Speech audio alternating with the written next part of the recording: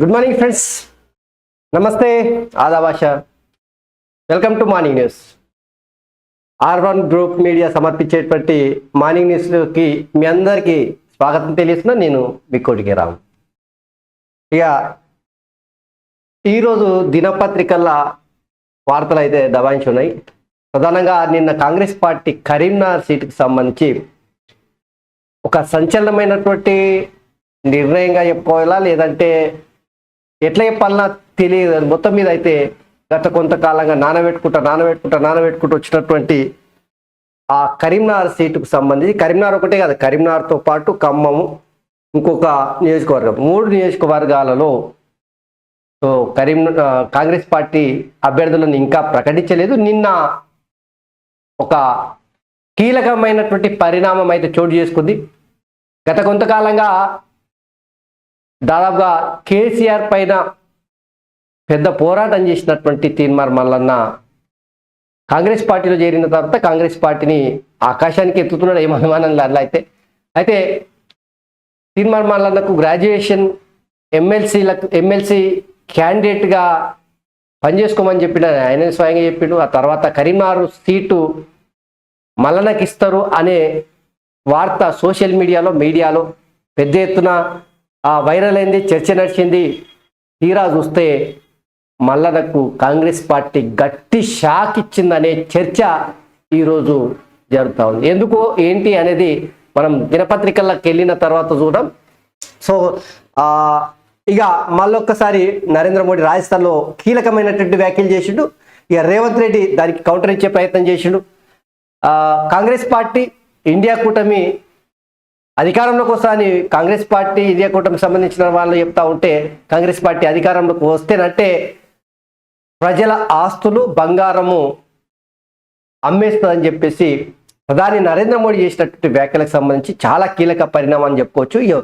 దీనిపైన కూడా వారు చూడబోతున్నాం. ఇక కాకుండా ఇక ఏతుల పత్రిక, సంసారి పత్రికలో రైతులకు ఏదో అన్యాయం జరిగినట్టు, అన్యాయం ఏదో రాష్ట్ర సర్కారు చేసినట్టు, ఇంతకుముందు గతంలో ఎప్పుడు జరగనట్టు కలరింగ్ మామూలుగా లేదు. గవి కూడా చూద్దాం. అయితే తీన్మార్ మల్లన్నకు సంబంధించి మనము దినపత్రికలకు వెళ్ళినప్పుడు ఇంకా వివరంగా తెలుసుకునేటువంటి ప్రయత్నం చేద్దాం. సో దానికన్నా ముందు మిత్రులారా, దయచేసి మీరందరూ మర్చిపోకరి, దయచేసి పదే విజ్ఞప్తి చేస్తా ఉన్న ఆర్ న్యూస్ గ్రూప్ మీడియాలో KR public news, R1 news today, అట్లనే R1 న్యూస్ టుడే ఛానళ్లను మీరు సబ్స్క్రైబ్ చేయండి, లైక్ చేయండి, అట్లనే షేర్ చేయండి. సో ఇక మనం చక్కగా వెలుగు పేపర్లకు వెళ్దాం. కాంగ్రెస్ గెలిస్తే ఇండ్లు బంగారం గుంజుకుంటుంది, బండి భూమి ఏమున్నా వదిలేట్టు లేదు, ప్రధాని మోదీ మండిపడ్డ కాంగ్రెస్, ఈసీకి ఫిర్యాదు. దేశ ప్రజలు ఆస్తులు బంగారంపై కాంగ్రెస్ కన్నేసింది. దేశ ప్రజల ఆస్తులపైన కాంగ్రెస్ పార్టీ కన్నేసిందంటే బంగారం ఆస్తుల పైన కాంగ్రెస్ పార్టీ కన్నేసిందని, ఆ పార్టీ అధికారంలోకి వస్తే ఇండ్లు బంగారం గుంజుకుంటుందని ప్రధాని మోదీ మరోసారి అన్నారు. రాజస్థాన్లో ఆదివారం నిర్వహించిన ఎన్నికల ప్రచారంలో ఇవే వ్యాఖ్యలు చేసిన మోదీ సోమవారం యూపీలోని అలీగఢ్ వేదికగా వాటిని రిపీట్ చేశారు. కాంగ్రెస్ మేనిఫెస్టో దేశ ప్రజలకు ఓ హెచ్చరిక. కాంగ్రెస్ ఇండియా కూటమిలోని పార్టీలన్నీ మీ ఇన్కమ్ ఇండ్లు బంగారంపై కన్నేశారు, కాంగ్రెస్ అధికారంలోకి వస్తే మీ ఆస్తి బంగారాన్ని అందరికీ పంచుతామని చెప్తున్నది అని వ్యాఖ్యానించారు. కాగా మోదీ వ్యాఖ్యలపై కాంగ్రెస్ మండిపడదు. ఫస్ట్ ఫేజ్ ఎన్నికల్లో ఇండియా కూటమికి మెజార్టీ స్థానాలు దక్కనున్నాయని తెలియడంతో ప్రజల దృష్టిని మరల్చేందుకే మోదీ కామెంట్లు చేస్తున్నారని కాంగ్రెస్ చీఫ్ మల్లికార్జున ఖర్గే అన్నారు. మోదీ వ్యాఖ్యలపై ఈసీకి కాంగ్రెస్ సో ఒక ప్రధానమంత్రి ఎందుకు చేసినా నాకు కూడా అర్థమైతే కొంత సందిగ్ధం అయితే కనిపిస్తూ ఉంది. ఎందుకంటే ఏ పార్టీ అధికారంలోకి వచ్చినా ప్రజల ఆస్తులు బంగారాన్ని గుంజుకునేటువంటి అవకాశం ఉంటుందంటే ఉండదు. ఊకుంటారు, ప్రజలు తిరగబడతారు, ఎక్కడికక్కడ పోరాటాలు చేస్తారు. సో ఖచ్చితంగా నేనైతే చెప్పగలను, కాంగ్రెస్ పార్టీ అధికారంలోకి వస్తేనంటే గుంజుకుంటారా లేదా అనేది తెలియదు. కానీ మొత్తం మీద అయితే ప్రధానమంత్రి నరేంద్ర మోడీ చేసినటువంటి వ్యాఖ్యలు చాలా కీలక అంశాలుగా చెప్పుకోవచ్చు. ఎందుకంటే ఆస్తులు గుంజుకున్నాడు, తర్వాత దేవుడు ఎరుగు, బంగారం గుంజుకుంటూ దేవుడు ఎరుగు. కానీ ప్రజలకు ఏ పార్టీ అధికారంలోకి వచ్చినా ప్రజల ఆస్తులు పెంచాల్సినటువంటి ప్రభుత్వాలుగా పనిచేయాల్సినటువంటి అక్కర ఉంటుంది. సో ఇది కాంగ్రెస్ బీజేపీ మధ్య పెద్ద దుమారానికి చెలరేగింది. అది ఎక్కడికి వెళ్ళిందంటే ఎలక్షన్ కమిషన్ వరకు వెళ్ళింది. అయోధ్యలో రామ మందిరం ఓట్ల రూపంలో ఈవీఎం మిషన్లో పొందుపరుస్తారా, లేదంటే దేవుడు గుడిలో భక్తి గుండెల్లో ఉండాలా అని చెప్పేసి నిన్న ముఖ్యమంత్రి రేవంత్ రెడ్డి ఆదిలాబాద్ బహిరంగ సభలో మాట్లాడుకుంటా చేసినట్టు చాలా కీలకమైనటువంటి వ్యాఖ్యలు అని చెప్పుకోవచ్చు. బీజేపీ అనుకున్నట్టు పోలింగ్ డబ్బల్లో కాదు. సో బీజేపీ ఇప్పుడు రాముడి గుడి 550 ఏళ్ల తర్వాత అయోధ్యలో రామ మందిరం నిర్మాణం జరిగిన తర్వాత రామ మందిరాన్ని ఎలక్షన్ కోసం ఒక స్టంట్ లాగా బీజేపీ పార్టీ వాడుకుంటుందని చెప్పేసి కాంగ్రెస్ పార్టీ ముఖ్యమంత్రి రేవంత్ రెడ్డి చేసినటువంటి వ్యాఖ్యలు సో ప్రజల్లో ఎంత చైతన్యం తీసుకొస్తుంది, ఓట్ల వైపు ఎట్లా మలుతుంది అనేది కొత్త అనుమానం. ఎందుకంటే చాలా ప్రభావితం చేస్తుంది కాంగ్రెస్ పార్టీ పసిగట్టింది అప్పుడే. ఒకవైపు కాంగ్రెస్ పార్టీని రుణమాఫీ 2 లక్షల రుణమాఫీ వ్యతిరేకత ప్రజలు తీవ్రంగా ఉంది కాంగ్రెస్ పార్టీకి. అదే సమయంలో బీజేపీ పార్టీ రామ మందిరం అనేది ఓట్లు రాల్చేటువంటి ఆయుధంగా వాడుకుంటుంది అనేది అటువైపు ఆలోచన చేస్తుంది. సో దీంతో దానికి కౌంటర్ ఇచ్చే విధంగా దేవుడు గుడిలో ఉండాలి, భక్తి గుండెల్లో ఉండాలి, బ్యాలెట్ పేపర్లో కాదు, బ్యాలెట్ డబ్బాల్లో, పోలింగ్ డబ్బాల్లో కాదు అని చెప్పేసి ముఖ్యమంత్రి రేవంత్ రెడ్డి చేసినటువంటి వ్యాఖ్యలను చూస్తే మనకు అర్థమవుతా ఉంది. ఇక ప్రధాని మోదీ ప్రజల మధ్య విద్వేషాలు రెచ్చగొడుతున్నారు. ఓటమి భయంతో ఇండియా కూటమిపై ఇష్టం ఉన్నట్టు మాట్లాడుతున్నారు. ఏనాడు ఒకరి ఆస్తిని లాక్కొని ఇంకొకరికి కాంగ్రెస్ తీయలేదు. వరేస్తే ఊరి అన్న కేసీఆర్ కు రైతులు రాజకీయ లగ్గం చేశారు. బీజేపీకి అదే రీతిలో బుద్ధి చెప్పాల్సిన టైం వచ్చింది. నేను హిందువుగా పుట్టినందుకు గర్విస్తా, ఇతర మతాలను గౌరవిస్తా. సెప్టెంబర్ 15లోగా నిజాం షుగర్స్ ఫ్యాక్టరీలు ఓపెన్ చేస్తాం, తుమ్మిడిహట్టి వద్ద ప్రాజెక్టు కడతాం, దానికి అంబేద్కర్ పేరు పెడతాం. ఆదిలాబాద్ నిజామాబాద్ చేవేల ఎన్నికల సభల్లో రేవంత్ రెడ్డి ముఖ్యమంత్రి చేసినటువంటి వ్యాఖ్యలు. సో దేవుడు గుడిలో ఉండాలి, భక్తి గుండెల్లో ఉండాలి, కానీ బీజేపీ పార్టీ ఓట్ల డబ్బల్లో వేసుకునే విధంగా రాముడిని వాడుకుంటుంది అనేటువంటి ఏదైతే ఉందో దానికి ముఖ్యమంత్రి రేవంత్ రెడ్డి చేసినటువంటి కౌంటర్ ఎంతవరకు ప్రజల్ని చైతన్యం చేస్తుంది.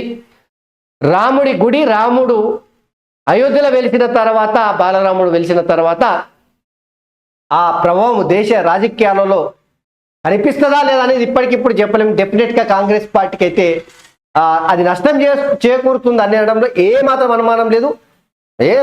ఒక ఏడాదా 2 ఏడాలా 10 ఏళ్ళ 20 ఏళ్ళ 100 ఏళ్ళ 550 ఏళ్ళు నిరంతరంగా 550 ఏళ్ళు ఎన్ని తరాలు అయోధ్యలో రామ మందిరాన్ని చూడనటువంటి వాళ్ళు పులకించిపోయి రామ మందిరం కట్టిన తర్వాత బాలరాముడి విగ్రహం ప్రతిష్టాపన చేసిన తర్వాత ఖచ్చితంగా అది బీజేపీ ఎన్నికల స్టంట్గానే డెఫినెట్గా వాడుకుంటుంది, ఏమనుమానం లేదు.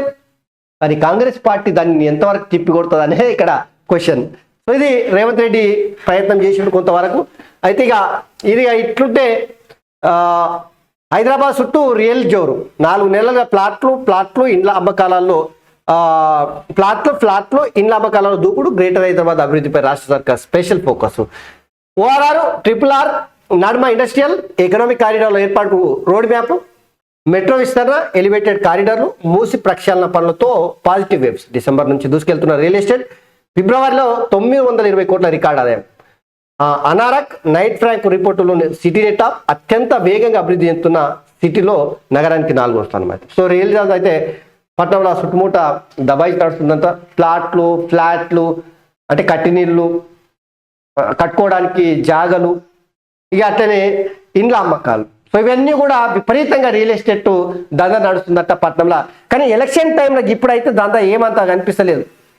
సో ఈ వార్త ఎంత రాసుకొచ్చినా కూడా ఎలక్షన్ టైంలో రియల్ వ్యాపారం నడిచే అవకాశం లేదు. ఎందుకంటే లావాదేవీలు కష్టమవుతుంది, పోలీసు వాళ్ళు తనిఖీలు చేస్తున్నారు, ప్రతి రూపాయికి లెక్క చూపాల్సిన అవసరం ఉంటుంది, ఎన్నికల కోడ్ ఉంది కాబట్టి డెఫినెట్గా రియల్ ఎస్టేట్ వ్యాపారం ఇప్పుడు నడకపోయినా అంటే ఆన్ అండ్ యావరేజ్గా గత కొన్ని దినాల నుంచి పట్నంలో రియల్ దందా నడుస్తలేదు. కేసీఆర్ అధికారం కోల్పోయిన తర్వాత, రేవంత్ రెడ్డి ముఖ్యమంత్రి అయిన తర్వాత కాంగ్రెస్ పార్టీ అధికారంలోకి వచ్చినప్పుడే రియల్ దందా పైన తీవ్రంగా ప్రభావం చూపుతుంది, హైదరాబాద్ అభివృద్ధి కుంటుపడింది అనేటువంటి ప్రచారం జరుగుతున్న వేళ ఈ వార్తకు కొంత రియల్ వ్యాపారంలో కొంత ఆలోచన రేకెత్తిచ్చే విధంగా ఉంది. సో దానికి సంబంధించిన పూర్తి డేటా ఇది.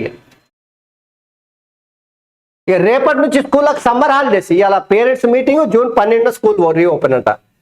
ఇక రేపటి నుంచే పిల్లలకు బండ్లు అయితే బంద్ పెట్టింది సర్కారు. ఇక పేరెంట్స్తో మీటింగ్ అంట. జూన్ 12 స్కూల్స్ మళ్ళా ఓపెన్ అవుతాయట. ఇక పంట రుణాల వివరాలు ఇవ్వండి, బ్యాంకులను కోరిన రాష్ట్ర సర్కారు. రుణమాఫీకి డిసెంబర్ 7 కటాఫ్గా ఉంచాలని సూత్రప్రాయ నిర్ణయం. ట్రాప్ లోన్ మొత్తం ప్రభుత్వమే టేక్ ఓవర్ చేసేలా ప్రణాళిక. కాంగ్రెస్ పార్టీకి రుణమాఫీ అనేది ఒక గుదిబండగా మారింది.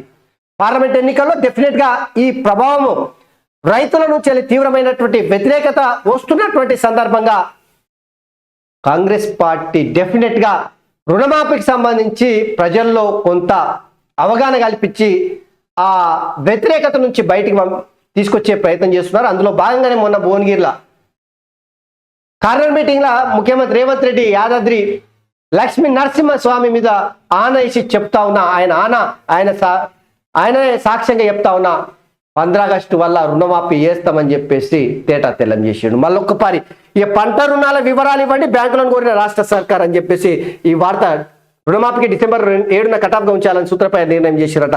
అయితే ఎన్నికల వేళ రుణమాఫీ కాంగ్రెస్ పార్టీ అధికారంలోకి వచ్చిన తర్వాత ఎంబడే చేస్తామనేటువంటి ఏదైతే ముచ్చట చెప్పినా మేనిఫెస్టోలో చెప్పారు, ప్రజలకు బహిరంగ సభల్లో చెప్పారు, మీటింగ్లలో అనేక సందర్భాలలో చెప్పే ప్రయత్నం చేశారు, కానీ రుణమాఫీ కాలే. సో దాని నుంచి ఆ వ్యతిరేకత నుంచి బయటపడేటువంటి ప్రయత్నం చేసింది. సో అందులో భాగంగా ఈ పని చేసి ఉండొచ్చు. సో ఇది ఇట్లంటే కరీంనగర్ కాంగ్రెస్ అభ్యర్థిగా వెలిచల అయ్యజుడురి. సో ఇదే మనం మాట్లాడుకోవాల్సింది. కరీంనగర్ కాంగ్రెస్ అభ్యర్థిగా వెలిచల రాజేందర్ రావు. కరీంనగర్లో పొన్నము మంత్రి పొన్నంతో కలిసి నామినేషన్ వేస్తున్న వెలిచల రాజేందర్ రావు అంట. ఇక అట్టాసంగా నామినేషన్ వేసిన రాజేందర్ రావు తోడు వెళ్ళిన మంత్రి పొన్నం, ముగ్గురు ఎమ్మెల్యేలు. అల్లిరెడ్డి వర్గీయులు అయోమయం, కరీంనగర్లో రసవత్తరంగా కాంగ్రెస్ రాజకీయం. సో మీకు తెలిసి ఉండాలి మిత్రులారా, ఎందుకంటే తీన్మార్ మల్లన్నకు కాంగ్రెస్ పార్టీ ఒక హామీ, భువనగిరి పార్లమెంట్ నుంచి పోటీ చేస్తారే ప్రయత్నం తీన్మార్ మల్లన్న చేసిండు. ఇక భువనగిరి నుంచి వెళ్ళి చామల కిరణ్ కుమార్ రెడ్డిని దించిన తర్వాత అవకాశం లేకుండా పోయింది. సో కోమటిరెడ్డి బ్రదర్స్ పైన సో ఎట్లా మాట్లాడిండు మనందరికీ తెలిసినటువంటిదే. ముఖ్యంగా భువనగిరి పార్లమెంట్ పరిధిలో ఆయన నేటివ్ ప్లేస్ సొంత ఊరు ఉంది కాబట్టి అక్కడ అవకాశం ఇస్తే గెలుస్తా నేను ధీమతో నుండి ఇస్తారేమని ఆశపడ్డాడు. కానీ కోమటిరెడ్డి బ్రదర్స్ దాన్ని కథం పట్టించేశారు. ఎందుకు ఏందనేది మీకు అందరికీ తెలిసే. కోమటిరెడ్డి బ్రదర్స్ మీద గతంలో ఎన్ని ఆరోపణలు చేసిండు, ఎన్ని రకాలుగా అవాకులు చెవాకులు వేలిండు అనేది ఇక కొత్తగా చెప్పాల్సినటువంటి అవసరం లేదు. కానీ కోమటిరెడ్డి బ్రదర్స్తో పెట్టుకుంటే ఎట్లుంటుంది అనేది ఇప్పటికే ఎవరు మన అద్దంకి దయాకర్ విషయం చూస్తేనే మనకు అర్థమవుతా ఉంది. ఈ తీన్మార్ మల్లన్నకైతే అతిగతి లేకుండా చేసేసారు. శాసనసభ ఎన్నికల్లోనే ఆయనకి టికెట్ వస్తా అనుకున్నారు, రాలేదు. పార్లమెంట్ ఎన్నికల్లో భువనగిరి నుంచి పోటీ చేస్తారు, రాలేదు. కరీంనగర్ నుంచి పోటీ చేస్తారనే వార్త పెద్ద ఎత్తున వైరల్ అయింది, పెద్ద ఎత్తున చర్చ నడిచింది. సోషల్ మీడియాలో కావచ్చు, మీడియాలో కావచ్చు. కరీంనగర్ నుంచి తీన్మార్ మల్లన్న నిలబడితే బండి సంజయ్ మీద గెలిచే అవకాశం ఉంటుంది అనేటువంటి ఏదైతే చర్చ జరిగిందో ఆ చర్చకు దాదాపుగా కాంగ్రెస్ పార్టీ పులి స్టాప్ పెట్టినట్టుగా మనం భావించాలి. వెలిచల రాజేందర్ రావుని టికెట్ కేటాయించకుండానే ఇక నాకు తెలిసి ఈయన వెలమ దొరనే ఉంటాడు, ఇంకేముంది.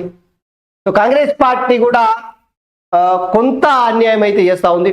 ముఖ్యంగా బీసీల విషయంలో అరాకొర స్థానాలు ఇచ్చుకుంటా ఇక అదే గొప్పగా ప్రచారం చేసుకుంటుందంటే బీసీలు నిజంగా సిగ్గు తెచ్చుకోవాలి. ఆ తీన్మార్ మల్లన్న కావచ్చు, కాంగ్రెస్ పార్టీలో ఉన్నోళ్ళు కావచ్చు, ఇతరులు ఎవరైనా కావచ్చు, బీసీలకు వేసేది రాజకీయ బిచ్చ కాదు, వాళ్ళ హక్కు. కానీ ఆ హక్కు నెరవేరాలంటే ఓటు అనేటువంటి ఆయుధాన్ని పకడ్బందీగా రాజకీయ పార్టీలు అన్యాయం చేస్తారంటే వాళ్ళకు బుద్ధి చెప్పిన రోజున బీసీలకు ఓట్లు లేదంటే సీట్లు, రకరకాల పదవులు, అధికారంలో భాగస్వామ్యం జనాభా దామాష ప్రకారం తప్పిస్తే ఓటు వాళ్ళకేసి పదవులు ఇవ్వమంటే ఎట్టిస్తారు చెప్పురి. సో అది అవకాశమే లేదు. దయచేసి సరే తీన్మార్ మల్లన్నకు వస్తారా పోతారా తర్వాత విషయం. కానీ భువనగిరి శాసనసభ నుంచి పోటీ చేద్దాం అనుకున్నాడు, దానికి నిరాకరించింది కాంగ్రెస్ పార్టీ. అదే భువనగిరి పార్లమెంట్ నుంచి పోటీ చేద్దాం అనుకున్నాడు, అది కథమైపోయింది. కరీంనగర్లో ఇస్తారనుకునే చర్చ జరిగింది, అది కథమైపోయింది. ఇక ఆయనకు దిక్కు దివానా లేకుండా చేసే పరిస్థితి కాంగ్రెస్ పార్టీలో వస్తుంది. కాంగ్రెస్ పార్టీని అయితే అనుమానం లేదు, కాంగ్రెస్ పార్టీని చీమ చిటుక్కుమన్న ఎంబడే తీన్మార్ మల్లన్న పోరాటం చేస్తూ ఉన్నాడు వ్యతిరేకుల పైన. ఒకప్పుడు కాంగ్రెస్ పార్టీ కావచ్చు, బీజేపీ పార్టీ కావచ్చు, ప్రతిపక్షాలు ఏవి కూడా కేసీఆర్ మీద పోరాటం చేయలేనటువంటి నిశ్చయమైనటువంటి స్థితిలో ఉన్నప్పుడు తీన్మార్ మల్లన్న ఇదే యూట్యూబ్ క్యూ న్యూస్ ఛానల్ ద్వారా పెద్ద ఎత్తున పోరాటం చేసిండు. కానీ నిలకడ లేని పరిస్థితి ఆయననే బీజేపీ పార్టీలో పోవడం, రకరకాల కామెంట్స్ బీఆర్ఎస్ పార్టీ పైన వేయడం, జైలుకి వెళ్ళడం, కాంగ్రెస్ పార్టీలోకి రావడం, ఇవన్నీ జరుగుతూ ఉన్నాయి. ఏదేమైనా కూడా తీన్మార్ మల్లన్నకైతే గట్టి షాక్ తగిలిందని చెప్పుకోవచ్చు, అనుమానమే లేదు అన్నయ్య. ఇక కర్ణాటక చేరిన ఖమ్మం పంచాయతీ బెంగళూరులో కరిగేతో బట్టి పొంగులేటి పెట్టి అక్కడ నుంచి తుమ్మలకు ఫోను ఏకాభిప్రాయం తెచ్చేందుకు ఏఐసిసి కసరత్తట. ఈ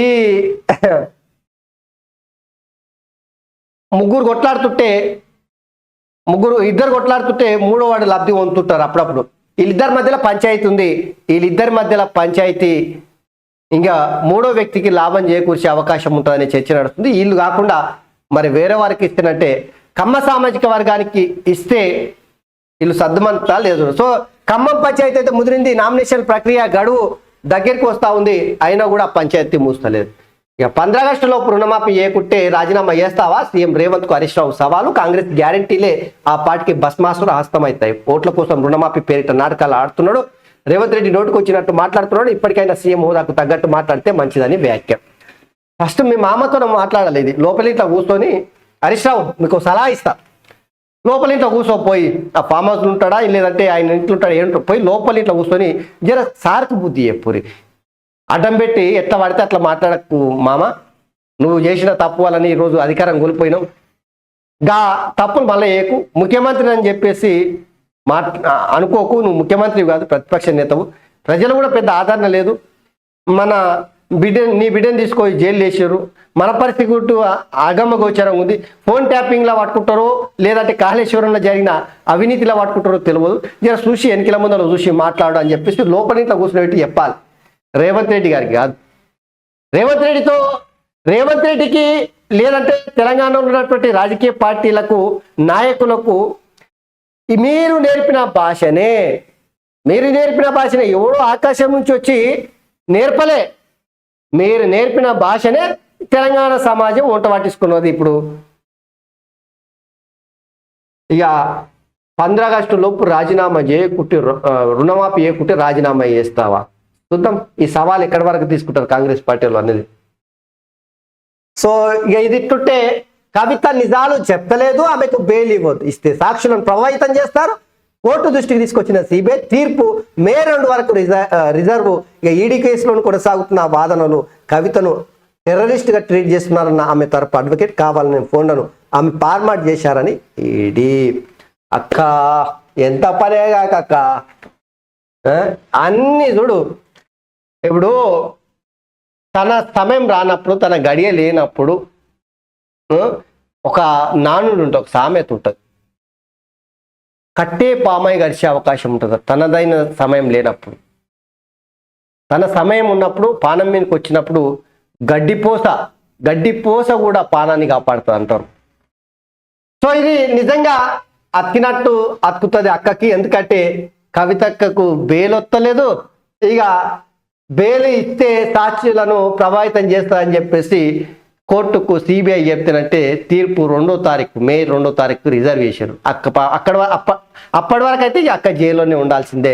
ఆమె తరపు న్యాయవాది అయితే టెర్రరిస్ట్ లాగా ట్రీట్ చేస్తున్నారు అక్కని, జర బెయిల్ ఇప్పియరు అని చెప్పేసి ఎంత వేడుకున్న కోర్టు సిబిఐ చెప్పిన వాదనతో ఏకీభవించే అవకాశం ఉంది. సో అక్క మధ్యలో ఫోన్లు చూపెట్టుకుంటా డిసెంబర్లో నవంబర్లో అనుకుంటా ఈడీ విచారణ పోయినప్పుడు ఇక ఫోన్లు అన్నీ నా దగ్గర ఉన్నాయి చూడు అని చెప్పేసి ప్లాస్టిక్ కవర్లో 10 ఫోన్లు ఏమక్కర వచ్చినదో 10 ఫోన్లు ఫార్మాట్లు చేసి పలగొట్టి సాక్ష్యాలను ప్రభావితం చేసి మీ అయ్యా ఎట్లయితే పోలీస్ అధికారులను ఫోన్ ట్యాపింగ్ కేసులో హార్డ్ డిస్కులు కావచ్చు లేదంటే ఫోన్ రికార్డింగ్ సంబంధించిన కాల్స్ కావచ్చు మొత్తం పోయి మూసీ నదిలో ఎట్లయితే కలిపేసిర్రో అక్క కూడా వీళ్ళు పనివంతులు ఈ పనులు చేస్తుట్లా మాత్రం ప్రజలారా చూడు. బెయిల్ ఇవ్వాలనా అక్కకు?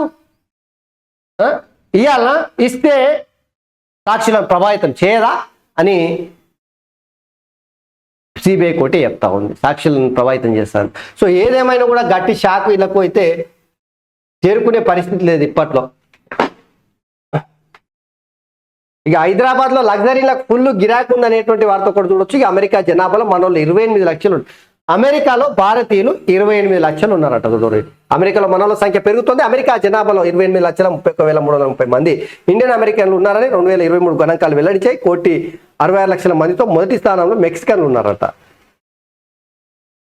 సో ఇది వెలుగు పేపర్లో. ఇక ఒకసారి మన సంసారి పత్రికల, ఇక కేసీఆర్ డబ్బా పత్రికల ఈ డబ్బా కొట్టే వార్తల్లో ఏమేమి ఉన్నాయో చూద్దాం ఒకసారి.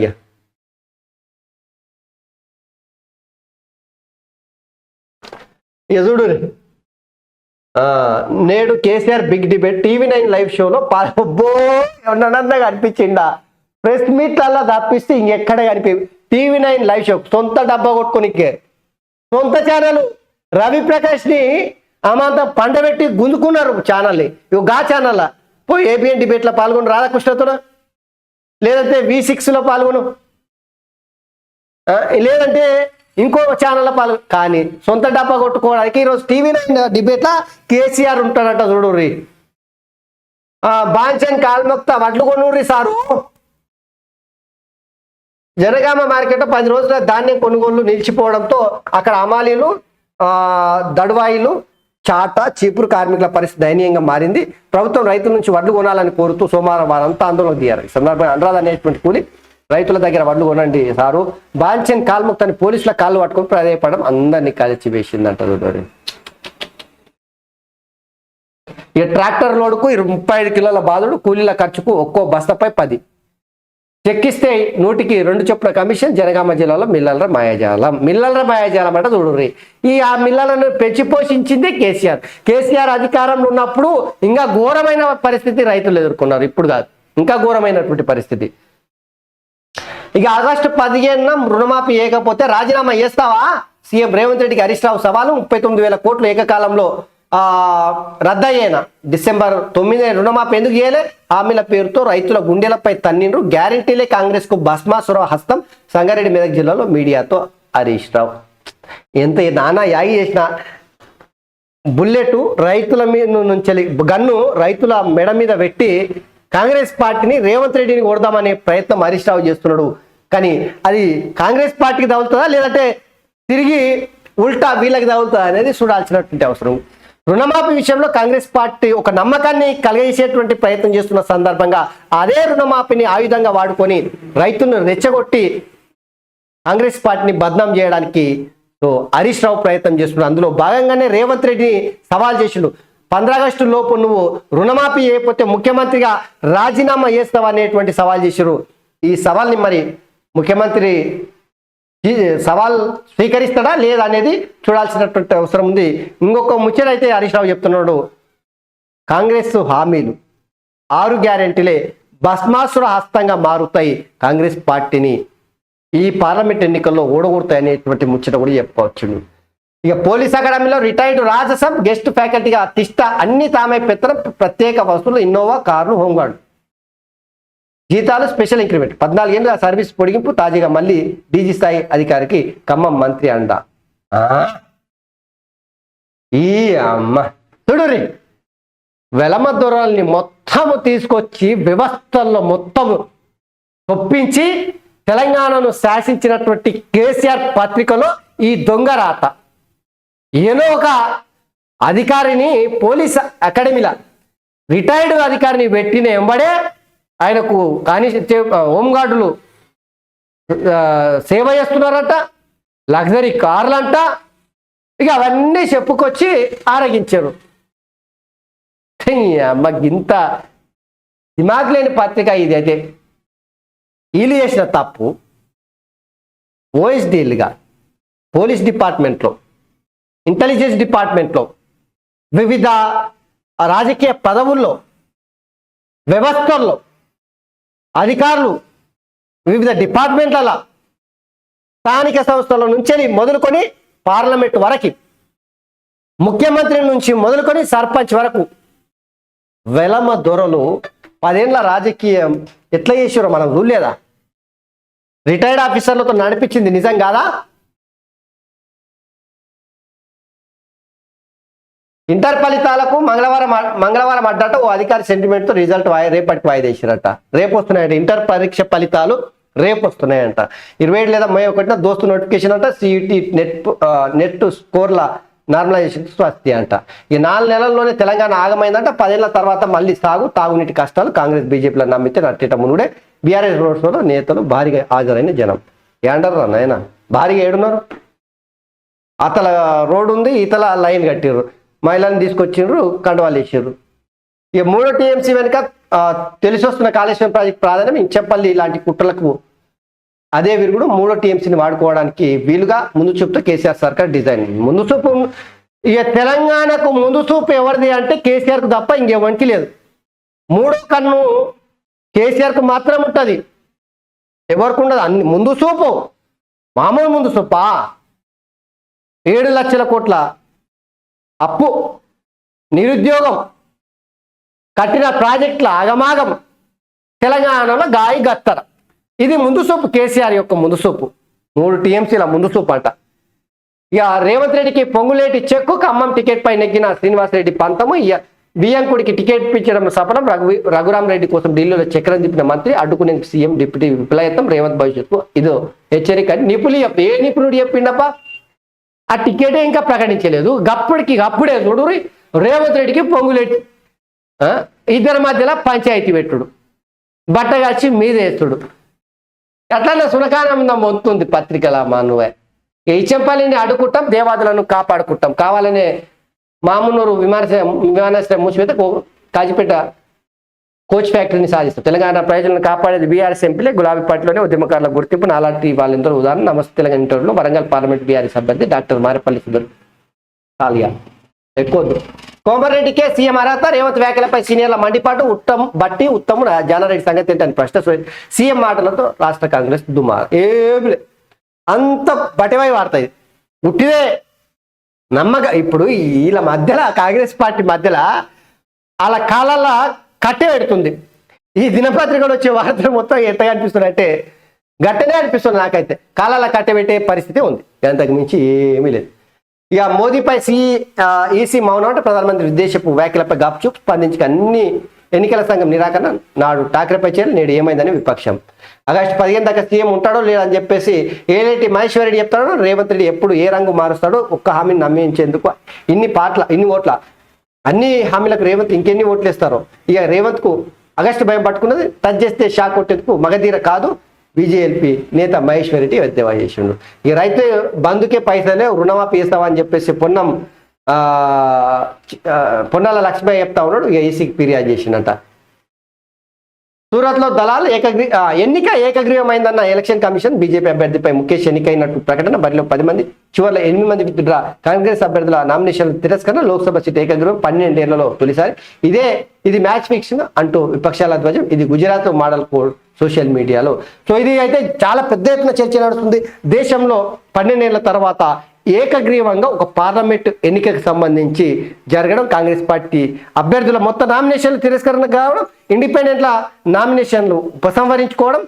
బీజేపీ పార్టీకి సూరత్లో మొత్తం మీద అయితే ఏకగ్రీవంగా ఎంపీ గెలుపు. ఒకటి 545 ఇట్లా ఒక ఎంపీ సీటు ఏకగ్రీవం అయిపోయింది. సో దీనిపైన పెద్ద చర్చ నడుస్తుంది సోషల్ మీడియాలో.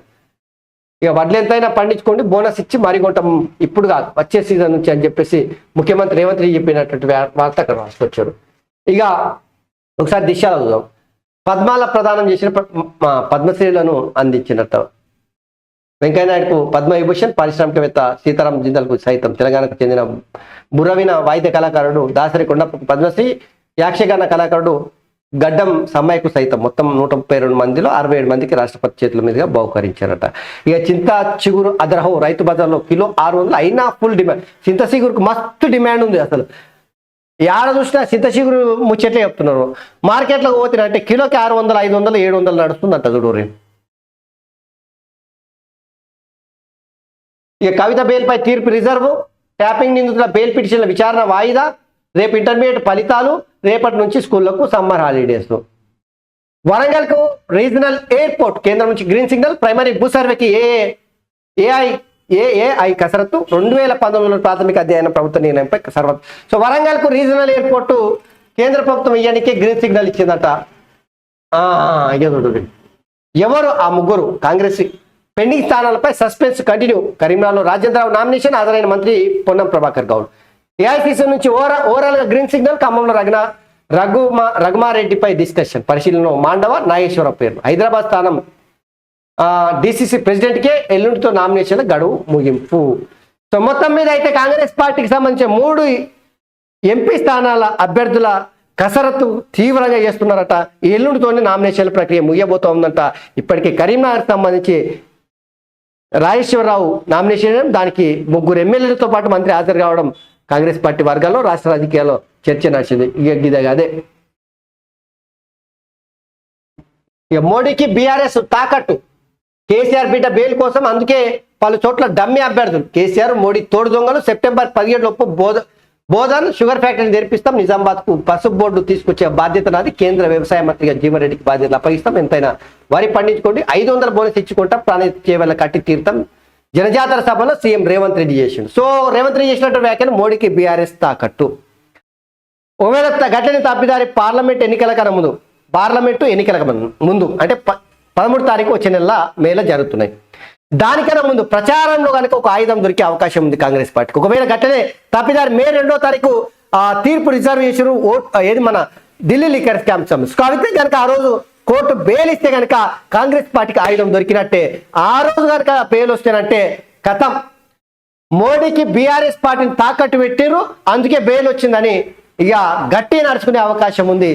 అది జరుగుతా లేదనేది మే 2వ తారీఖున ఇప్పటికే బెయిల్ పిటిషన్ పెండింగ్ లో ఉంది. ఆ తీర్పు రిజర్వ్ చేసి 2వ తారీఖున వస్తా ఉంది. రేవంత్ రెడ్డి గారు చెప్పినట్టు ఆ రోజు కనుక బెయిల్ వస్తానంటే మోడీకి బీఆర్ఎస్ తాకట్టు అనేటువంటి ప్రచారం జోరందుకుంటుంది. బీఆర్ఎస్ పార్టీ నామరూపాలు లేకుండా పోయేటువంటి అవకాశం కూడా కనిపిస్తా ఉంది. కేసీఆర్ మోడీ తోడు దొంగలు అనేటువంటి వార్త. ఈ కాంగ్రెస్ కు కామ్రేడ్లకు కుదిరిన దోస్తి సీఎం రేవంత్ రెడ్డి ఆసక్తికర ట్వీట్. మసాలా ఉత్పత్తుల శాంపిల్ సేకరించండి. దేశంలోని అన్ని కంపెనీల నుంచి ఫుడ్ కమిషనర్లకు అలర్ట్ చేసిన కేంద్రం 20 రోజుల్లోగా ల్యాబ్ రిపోర్ట్ వచ్చే ఛాన్స్. ఎవరెస్ట్ ఎండిహెచ్ ఉత్పత్తులపై హాంకాంగ్, సింగపూర్ లో బ్యాన్ అంట. ఆయా మసాలా ఉత్పత్తుల్లో క్యాన్సర్ కారక ఇథిలిన్ ఆక్సైడ్ ఉన్నట్టు గుర్తింపండి. ఎవరెస్ట్ ఎండిహెచ్ అట. అబ్బో, మసాలా దినుసులలో ఏవో కెమికల్స్ కలుపుతున్నారంట. చూడు జాగ్రత్త. మీ కాళ్ళు మొక్త వడ్డు కొనండి. జనగామ మార్కెట్ యార్డ్ వద్ద పోలీసులను వేడుకున్న మహిళా రైతు సోషల్ మీడియాలో వీడియో వైరల్ అయింది. హామీలు అమలు చేయకుంటే కాంగ్రెస్ మెడలు వంచుతాం. హామీలపై ప్రశ్నిస్తుంటే ఆ పార్టీ నేతలు అవాకులు చెవాకులు పేలుతున్నారు. దేవుళ్ళు అంటే భయపడేది సైతాన్లు భూతాలే. కాంగ్రెస్ బీఆర్ఎస్ నేతలు ఏకోగా చెందుతారు. కొనుగోలు కేంద్రాల్లో 6 నుంచి 10 కిలోల తరుగు తీస్తున్నారు. బీజేపీ కరీంనగర్ ఎంపీ అభ్యర్థి బండి సంజయ్ నామినేషన్ దాఖలు చేసిన బీజేపీ చేవేల అభ్యర్థి కొండా విశ్వేశ్వర్ రెడ్డి. సో బండి సంజయ్ చేసినటువంటి వ్యాఖ్యలు ఇక్కడ కొంత ఆలోచన కలిగిస్తున్నాయి, ఆసక్తి కలిగిస్తున్నాయి. దేవుళ్ళు అంటే భయపడేది సైతాన్లు భూతాలే. మరి కాంగ్రెస్ పార్టీ బీఆర్ఎస్ పార్టీ వాళ్ళు ఇందులో ఏకోకి చెందుతారని ఆసక్తికి రేకెత్తిచ్చే మాట అయితే చేస్తున్నాడు. ఈ కేసీఆర్ కు కోమటిరెడ్డి టచ్ లో ఉన్నారేమో, అందుకే ఆయన్ను సీఎం అంటూ రేవంత్ అన్నారు అనుకుంటా. ఆగస్టు వరకు రేవంత్ ఉంటాడో లేదో ఏలిటి మహేశ్వర్ రెడ్డి చెప్తా ఉన్నాడు. ఇక గ్యారంటీలే మీ పాలిట భస్మాసుర హస్తం. ఆగస్టు 15 లోపు రుణమాఫీ చేయకుంటే రాజీనామా చేస్తామా? సీఎం రేవంత్ రెడ్డికి హరీష్ రావు సవాల్. రేవంత్ అంటే మాటలు కోతలు, కాంగ్రెస్ అంటే కరెంటు కోతలని కామెంట్. నామినేషన్ దాఖలు చేసిన బీఆర్ఎస్ చేవేల అభ్యర్థి కాసాని జ్ఞానేశ్వర్. నేడు టీవీ డిబేట్కు కేసీఆర్. 12 నెలల తర్వాత టీవీ చర్చకు గులాబీ బాస్. పార్లమెంట్ ఎన్నికల కీలక నిర్ణయం. ఇగో టీవీ డిబేట్ పోయినా లేదంటే దెక్కుట ప్రచారం చేసిన బీఆర్ఎస్ పార్టీ గెలవనికే లేదు. ఒక్క పార్లమెంట్ కూడా అభ్యర్థి పార్లమెంట్లో అడుగుపెట్టేది లేదు. బీఆర్ఎస్ పార్టీ ఇప్పుడు సచ్చిపడినటువంటి పాము లాంటిది, గంతకు మించి ఏం లేదు. ఇప్పుడు కేసీఆర్ పోయి డిబేట్లో పార్టిసిపేట్ చేసినంత మాత్రాన TV9లో రజనీకాంత్ అడిగే ప్రశ్నలకు చక్క సమాధానం చెప్పినంత మాత్రాన తెలంగాణ ప్రజలకు ఒరిగేది ఏమీ లేదు. బీఆర్ఎస్ పార్టీ కూడా అట్లా అని చెప్పేసి లాభం జరిగేది లేదు. 12 ఏళ్ల తర్వాత డిబేట్ కోతున్నాడు అట చూడరు. సో ఇవి ప్రధానంగా ఈరోజు దినపత్రికలో ఉన్నటువంటి ముఖ్యమైనటువంటి వార్త. సో మిత్రులారా, దయచేసి మర్చిపోకురి ఆర్ న్యూస్ గ్రూప్ మీడియా ఛానళ్లను మీరు అందరూ ఆదరించండి. సో వ్యూవర్షిప్ పెంచే బాధ్యత మీదే. సబ్స్క్రైబ్ చేసుకోండి, లైక్ చేయండి, కామెంట్ చేయాలని చెప్పేసి మీ అందరికీ విజ్ఞప్తి చేస్తూ ధన్యవాదాలు. Thank you very much. ధన్యవాదాలు.